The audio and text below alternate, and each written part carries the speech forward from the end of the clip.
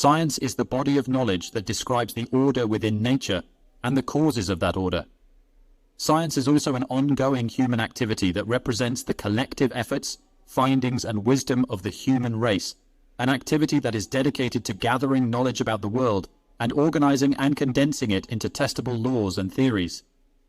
Science had its beginnings before recorded history, when people first discovered regularities and relationships in nature, such as star patterns in the night sky and weather patterns, when the rainy season started or when the days grew longer. From these regularities, people learned to make predictions that gave them some control over their surroundings. Science made great headway in Greece in the 4th and 3rd centuries BC and spread throughout the Mediterranean world. Scientific advance came to a near halt in Europe when the Roman Empire fell in the 5th century AD. Barbarian hordes destroyed almost everything in their paths as they overran Europe.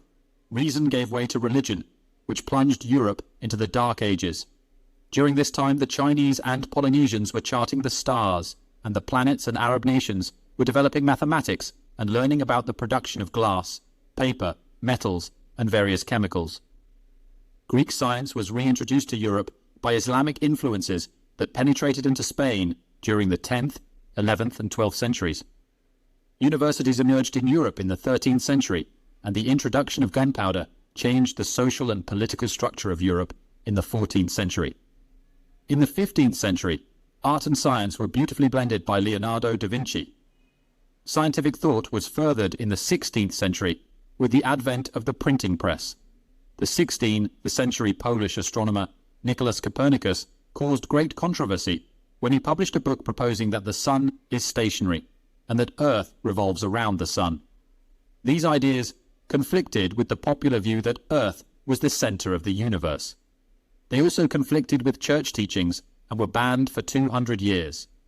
The Italian physicist Galileo Galilei was arrested for popularizing the Copernican theory and for some astronomical discoveries of his own. Yet, a century later, the ideas of Copernicus and Galileo were generally accepted. This kind of cycle happens age after age. In the early 1800s, geologists met with violent condemnation because they differed with the Genesis account of creation. Later in the same century, geology was accepted, but theories of evolution were condemned, and the teaching of them was forbidden. Every age has its groups of intellectual rebels, who are condemned and sometimes persecuted at the time, but who later seem harmless and often essential to the elevation of human conditions. As Count Ena Maeterlinck wisely said, at every crossway on the road that leads to the future, each progressive spirit is opposed by 1,000 men appointed to guard the past. Thanks for watching. Hope to see you in the next video.